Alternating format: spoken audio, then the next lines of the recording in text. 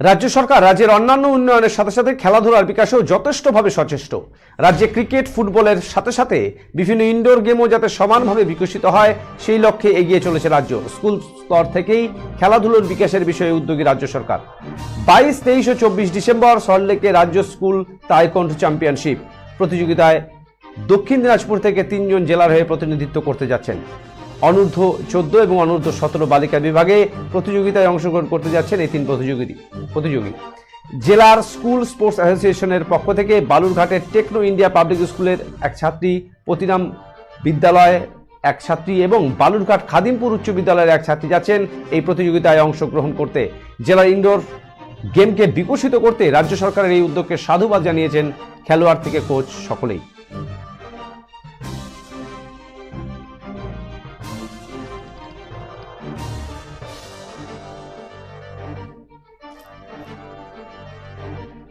কোথায় খেলতে যাচ্ছ এবং কি বিষয় নিয়ে খেলতে যাচ্ছ? আমি কলকাতায় খেলতে যাচ্ছি এবং রাজ্য স্কুল টাইকোন্ডো চ্যাম্পিয়নশিপ খেলতে যাচ্ছি। কোন বিভাগে? আমি আন্ডার 17 ইয়ার্স ওল্ডে গার্লস ক্যাটাগরিতে খেলতে যাচ্ছি। কোন স্কুল থেকে? খাদিমপুর উচ্চ বালিকা গার্লস হাই স্কুল। আচ্ছা, এই যে তুমি যে খেলতে যাচ্ছ, জেলার হয়ে পার্টিসিপেট করতে যাচ্ছ, কার অবদান সব থেকে বেশি মনে করছো?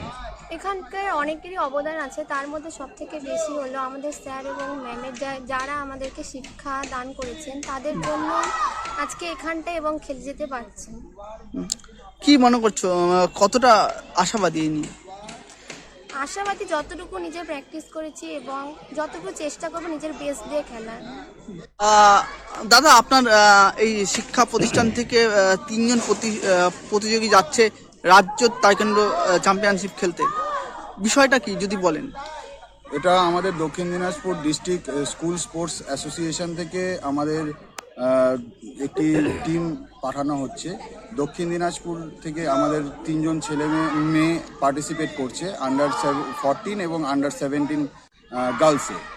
তো এটা আগামী 22 তারিখ থেকে 24 তারিখ ডিসেম্বরের এটা সল্টলেক স্টেডিয়ামে অনুষ্ঠিত হবে। এটি একটি রাজ্য স্কুল তাইকোন্ডো চ্যাম্পিয়নশিপ কাজে লাগতে পারে।